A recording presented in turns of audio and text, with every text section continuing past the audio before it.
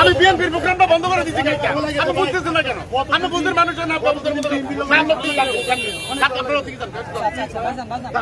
আপনারাও নামাজ পড়েন, আমরাও নামাজ পড়েন। আরে ভাই এখানে একটা প্রোগ্রাম চলতেছে বুঝতে না কেন? এখানে বিএনপির প্রোগ্রাম আছে ওইটা আপনারা আমি আপনি কি আমাকে দেখাচ্ছেন? আপনি জানান নাই এখন নির্ধারিত প্রোগ্রাম আছে বিএনপির প্রোগ্রাম আমি ক্যান্সেল করে দিচ্ছি কালকে। দেখুন আপনারা আমার আগে আল্লাহর সামনে মাপ চাই। এখান থেকে এরা মিছিল করে যাবে। এখানে শিডিউল করা আছে।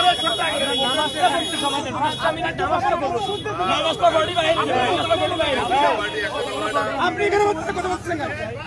আমরা কথা বলতেছি না। সামনে মসজিদ আছে, সামনে মসজিদ। আমি আপনাকে একটা কথা বলি। শুনুন ভাইয়া, পরবর্তী যাইতে পারবেন না। যেহেতু অনেক গাড়ি যাবে। আমি বলি।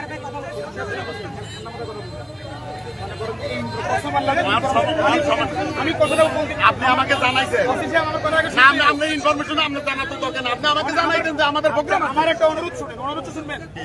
আমি একটা অনুরোধ করতেছি, যদি আমি আগে ইনফরমেশন পাইতেন আবার কথা শেষ করি। আমি আর কথা শেষ করলাম, আপনি আমাকে কেন থাকবেন? আমি বলতেছি আপনি সামনে আপনি ডাকেন না, সামনে 500 টাকা ঢুকছে মসজিদে সামনে ইচ্ছা করে জামালাটা করতে আমি কি করতে পারবো? ইচ্ছা করে জামালাটা করতে চাচ্ছি। নামাজ পড়েন, নামাজ পড়েন।